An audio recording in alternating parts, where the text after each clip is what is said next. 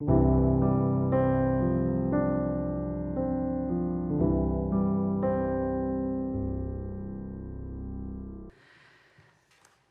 목자이신 하나님이라는 제목으로 주의 말씀 전하도록 하겠습니다. 시편 23편은 모든 사람들에게 사랑받는 시편이죠. 누구나 다 잘 알고 있는 말씀입니다. 시편 23편은 목자 되신 하나님과 그의 소유된 양과의 아름다운 그런 사랑의 관계를 노래하고 있습니다. 목자이신 하나님이 양에게 베푸셨던 은혜를 생각하며 그 은혜가 무엇이었는가를 확인하는 그런 시편이죠. 오늘 말씀을 통해 우리도 주님의 양으로 내게 베풀어 주셨던 하나님의 은혜를 생각하며 부족함 없는 인생을 살아가는 우리 모두가 되기를 거룩하신 주님의 이름으로 축원합니다. 시편 23편은 놀라운 고백으로 시작합니다. 1절이죠. 여호와는 나의 목자시니 내게 부족함이 없으리로다. 여러분 믿으십니까? 너무 신나는 말씀이잖아요. 여호와는 나의 목자시니 내게 부족함이 없으리로다. 시편 23편은 다윗의 시입니다. 다윗은 여호와 하나님을 자신의 목자라고 고백했습니다. 또 자신은 그분의 양이라고 표현한 것이죠.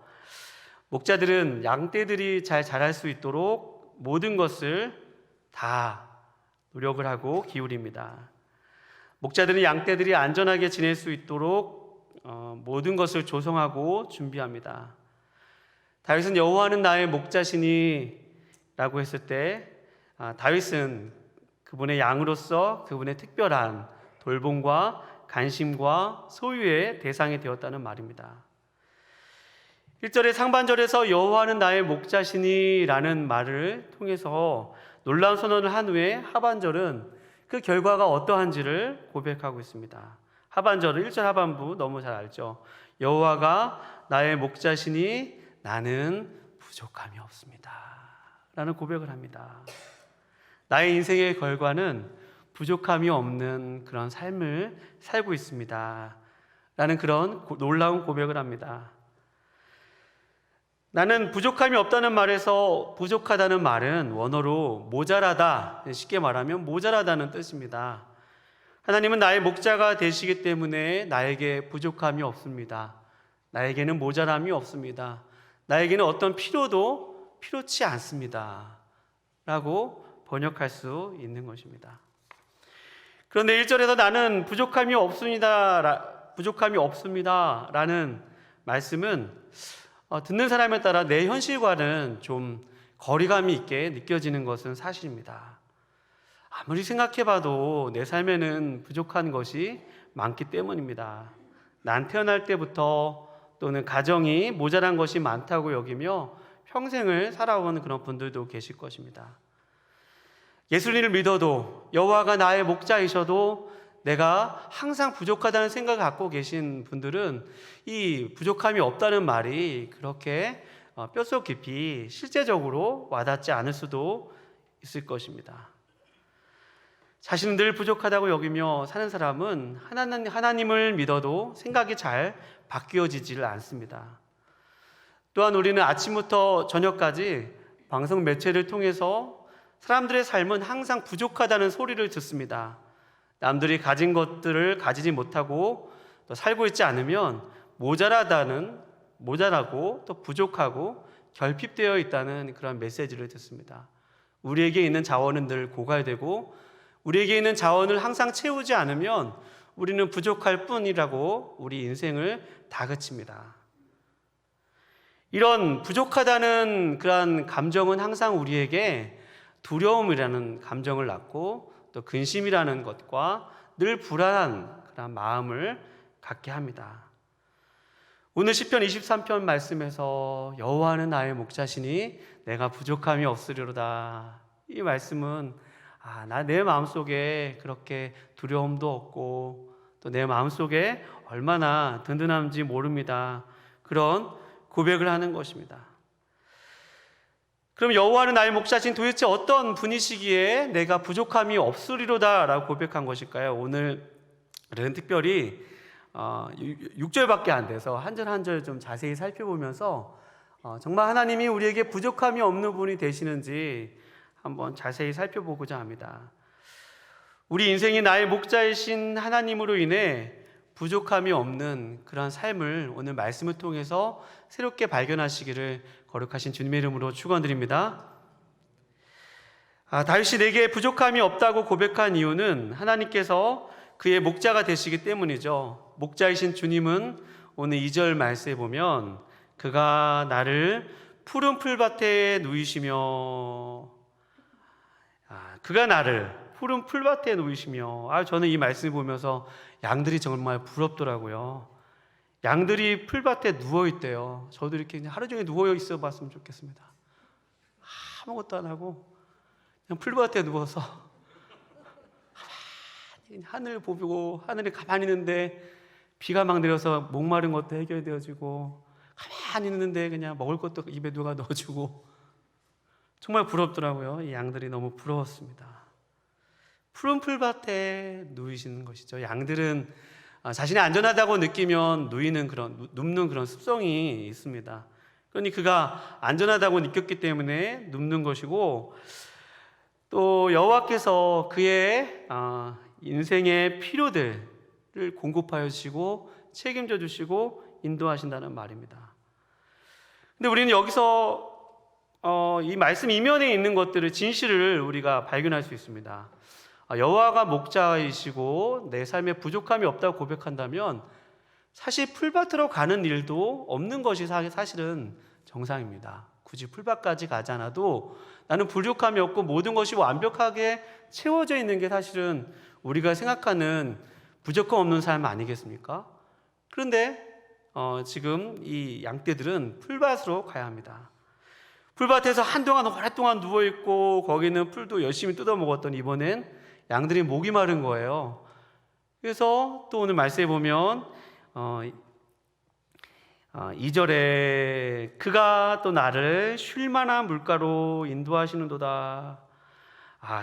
풀밭에서 이왕이면 물까지 다 해결되면 좋은데 이 물가까지 가야 된다는 것이 오늘 말씀에 또 이면에 있는 진실입니다.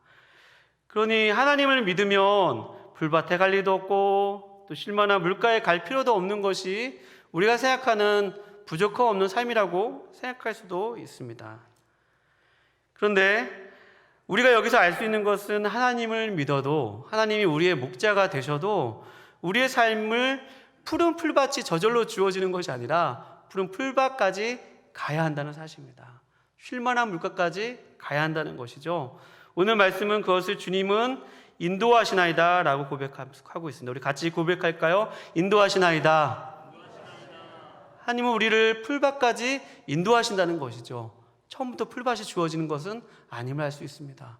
쉴만한 물가까지 우리의 인생을 데리고 가신다는 것이죠. 처음부터 쉴만한 물가가 우리에게 허락되지 않은 것을 우리는 알 수 있습니다.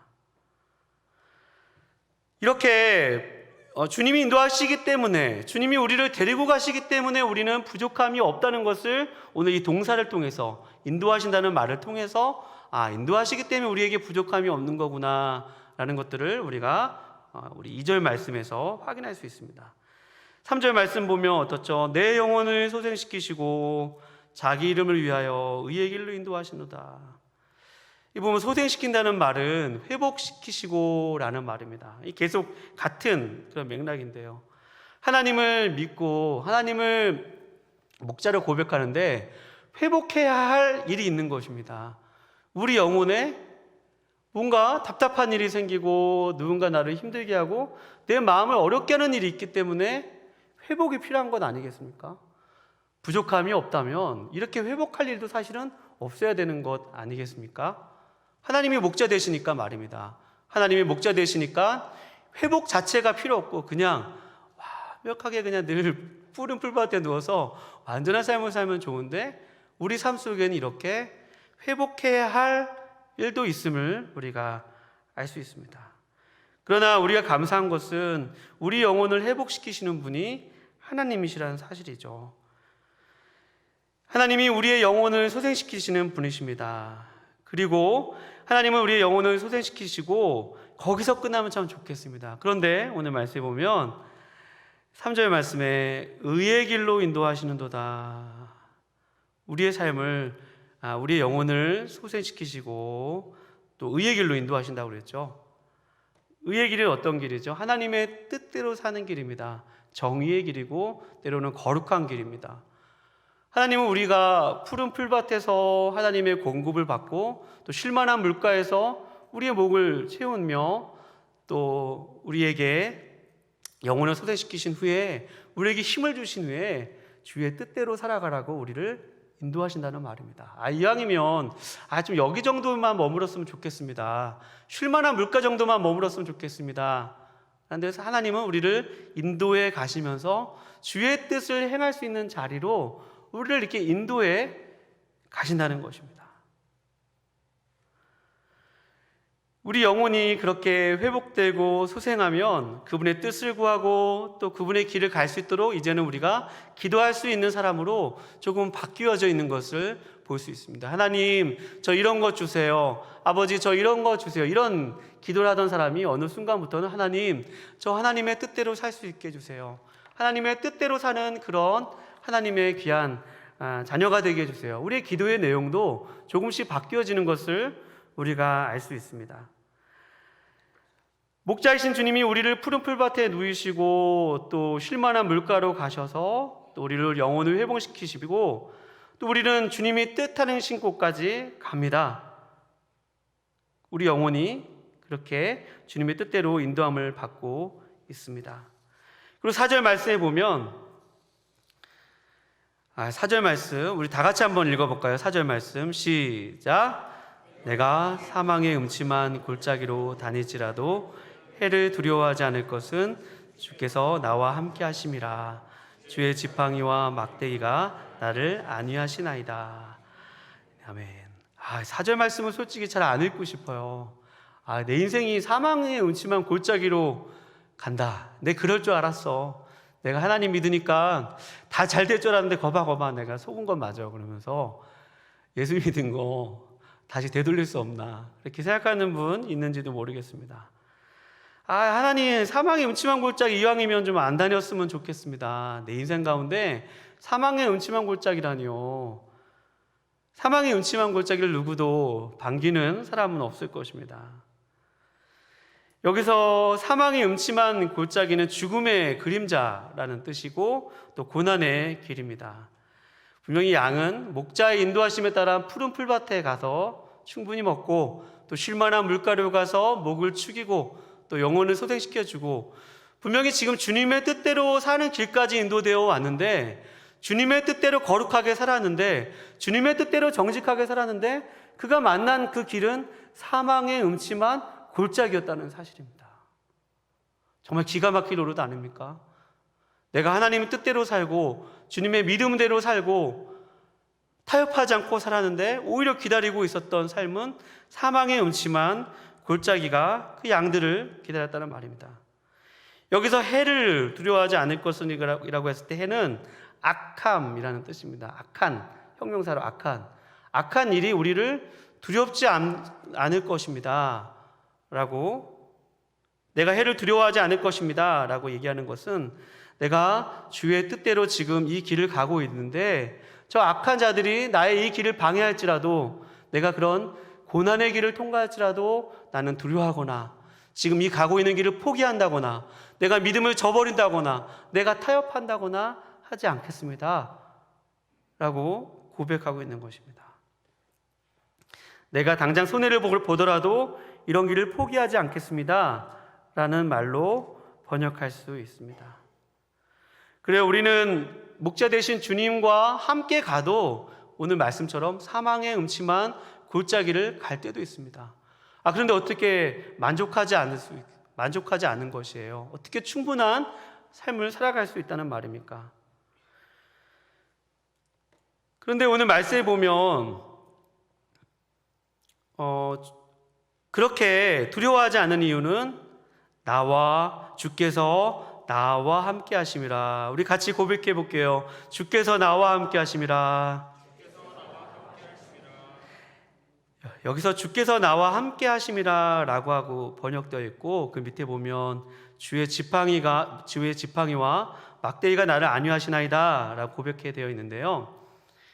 영어 성경에도 그렇고 또 히브리어 원문에도 그렇고 주께서라는 단어를 당신이라고 표현했습니다. you.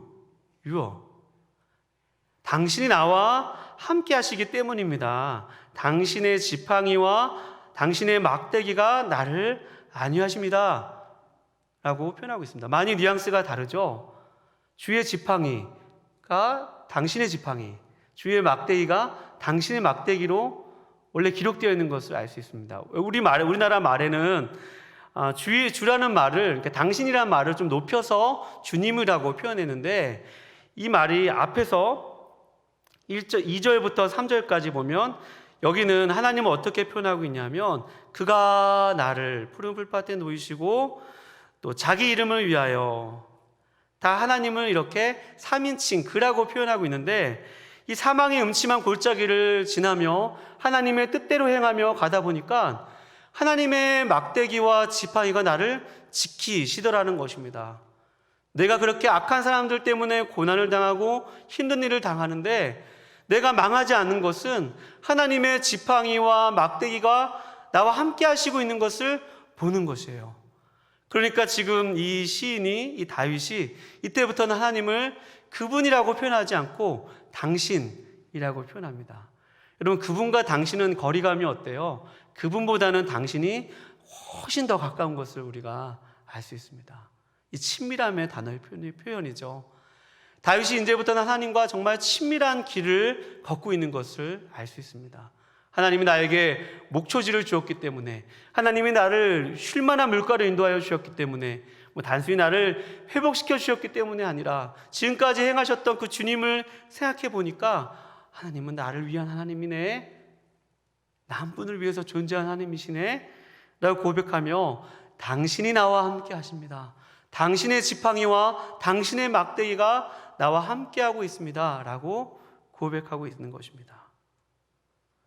이렇게 하나님께서 오늘 말씀처럼 다윗이 그렇게 하나님을 지금까지 푸른 초장서부터 이 사망의 음침한 골짜기까지 하나님의 손이 그를 인도하시는 것을 보면서 하나님은 그분의 하나님, 어머니 하나님, 아버지 하나님, 목사님의 하나님, 다른 사람의 하나님이 아니라, 함께 고백해 볼까요? 오늘 많이 고백하는데요. 나의 하나님, 나의 하나님. 이런 찬양도 있잖아요. 나의 하나님, 나의 하나님, 그는 나의 여호와, 나의 구세주. 감사합니다. 여러분, 하나님을 나의 하나님으로 고백하는 믿음이 있으시기를 주님의 이름으로 축원드립니다. 나의 삶 가운데 하나님이 정말로 나와 가까이 계시고 나의 인생과 동행하여 주시고, 당신이라고, 마치 아내가 남편을 부르듯이, 남편이 아내를 부르듯이 당신 하나님, 당신은 나의 하나님이시라고 고백하는 그런 은혜가 여러분과 저의 매일의 고백이 되기를 주님의 이름으로 축원드립니다. 이제 목자이신 하나님의 인도함을 받아서 사망의 음침한 골짜기를 지나서 이제 5절 말씀에 보면, 주께서 내 원수의 목전에서 내게 상을 차려주시고 기름을 내 머리에 부으셨으니 내 잔이 넘치나이다 라고 고백합니다.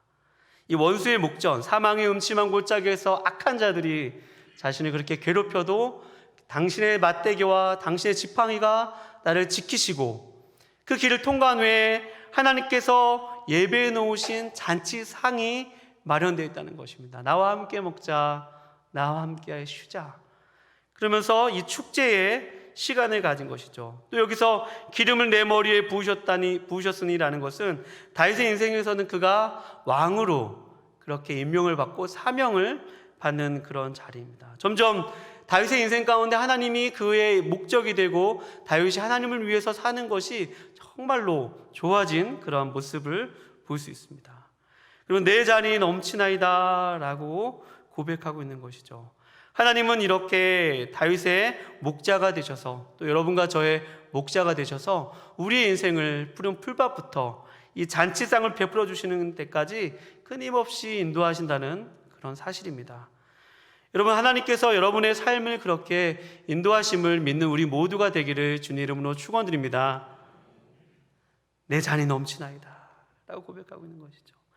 계속해서 우리의 이 시편 다윗의 고백은 두렵지 않고 또 부족함이 없고 내 잔이 넘친다는 그런 마음의 고백을 하고 있습니다.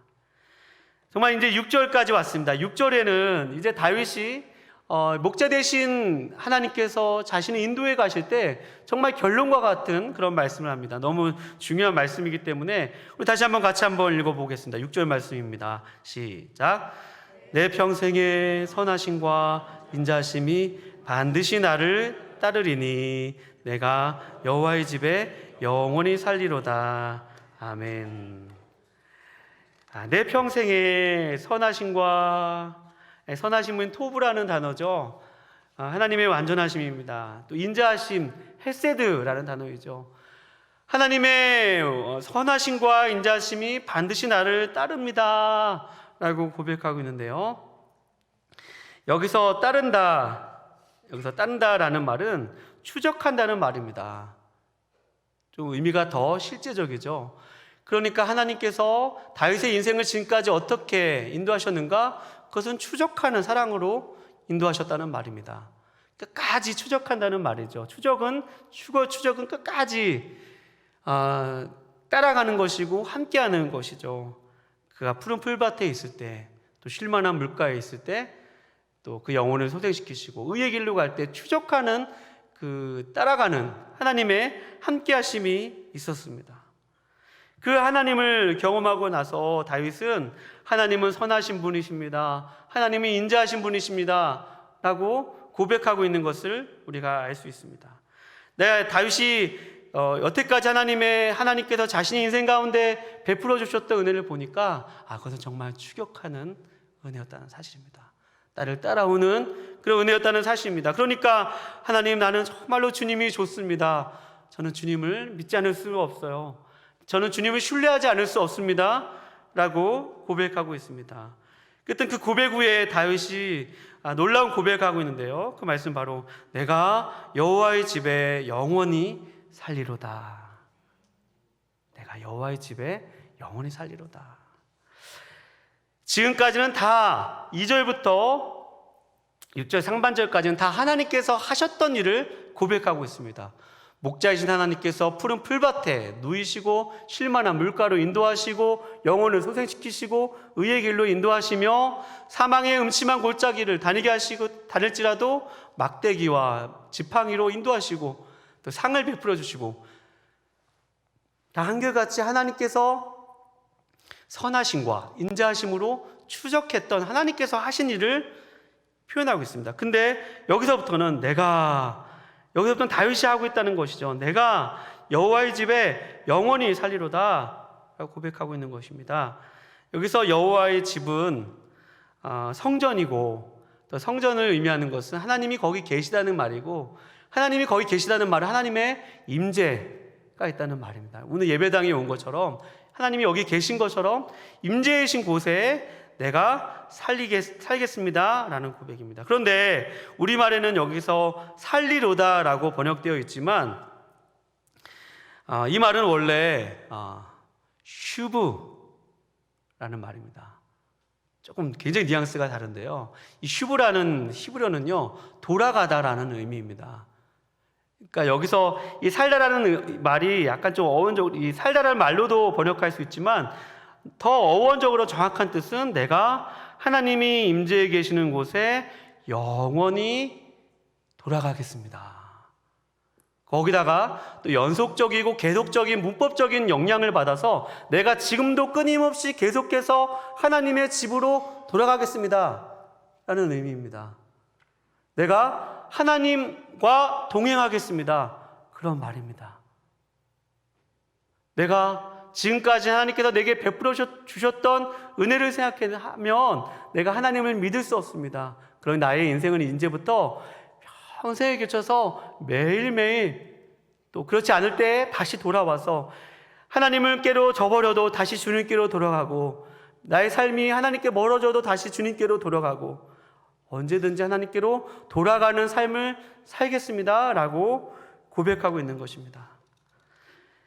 다윗은 하나님 여호와는 나의 목자시니 내가 부족함이 없다고 고백하였죠. 내가 가진 것, 내가 내게 주어진 것, 푸른 풀밭, 쉴만한 물가, 사망의 음침한 골짜기에 나타난 막대기, 이런 것 때문에 내가 부족함이 없는 것이 아니라, 다윗은 주님, 하나님이 나의 목자이신 그 자체가, 하나님이 내 인생 가운데 함께 하시는 그 자체가 나에게는 부족함이 없습니다. 하나님 한 분이면 충분합니다 라고 고백하고 있는 것입니다. 하나님은 나의 목자가 되셔서 오늘 나에게 누구누구야 함께 가자, 사랑하는 나의 아들아 나와 함께 가자 라고 오늘 주님께서 그 목자의 음성으로 지금 서 있는 자리에서 이만큼 같이 가자고 하는 그 주님의 음성이면 충분합니다 라고 고백하고 있는 것입니다. 제가 어제 이 말씀을 묵상하면서 한 번도 설교를 준비하면서 울어본 적이 없는데 저도 깜짝 놀랐어요. 주체할 수 없는 눈물이 뚝뚝뚝 떨어지고 있는 것을 보았어요. 잠시 하던 것을 멈추고 많이 울었어요. 나의 인생을 생각해 봤을 때 주님의 음성 한 분으로, 주님 나 같은 사람도 양으로 삼으셔서 함께 가자, 누구누구야 사랑한다, 나같이 이렇게 허물 많고 부족한 사람도 사랑하시며 추적하시는 그 사랑으로 함께 하시는 그 주님이 생각했을 때 다윗이 오늘 그 주님을 생각하며 내가 주님께 돌아가겠습니다, 주님과 동행하겠습니다 라는 그 고백이 저에게는 너무나 소망과 같이 다가왔습니다. 왜 그렇죠? 우리 인생 가운데 풀밭이 없을 때도 있잖아요. 물가가 없을 때도 있잖아요. 또 우리가 사망의 음침한 골짜기를 다녀도 우리 삶의 주의 지팡이와 막대기가 보이지 않을 때도 있습니다. 여러분, 우리는 이런 것 때문에 만족감을 얻는 것이 아니라 그런 것이 아니라 하나님 자체가, 하나님 한 분이 나에게 만족이 되시는군요. 하나님 그러면 저 하나님 믿을 수 있습니다. 하나님 그러면 저 지금 선 자리에서 주님이 인도하시는 그 한 발자국, 믿음의 발자국 내디딜 수 있을 것일 것 같습니다. 하나님 그것만 충분할 것 같습니다.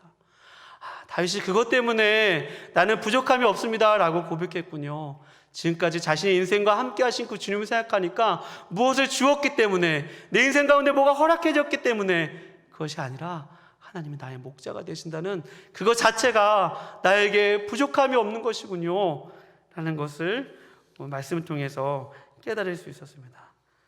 사랑하는 여러분, 하나님은 여러분과 저의 목자가 되십니다. 여러분 믿으십니까?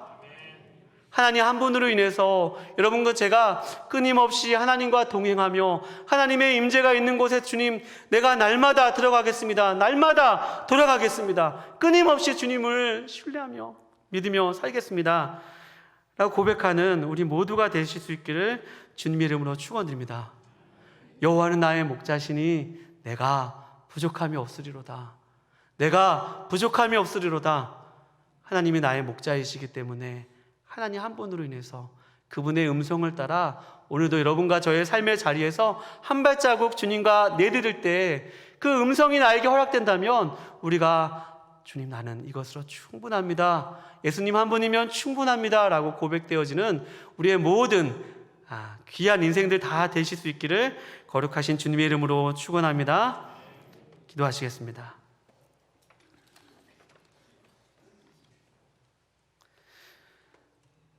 하나님 아버지, 나의 목자이신 하나님, 우린 하나님이 주시는 푸른 풀밭과 쉴만한 물가만을 바랬지 정작 그것을 주시는 분과 진정 사귀며 살지 못했습니다.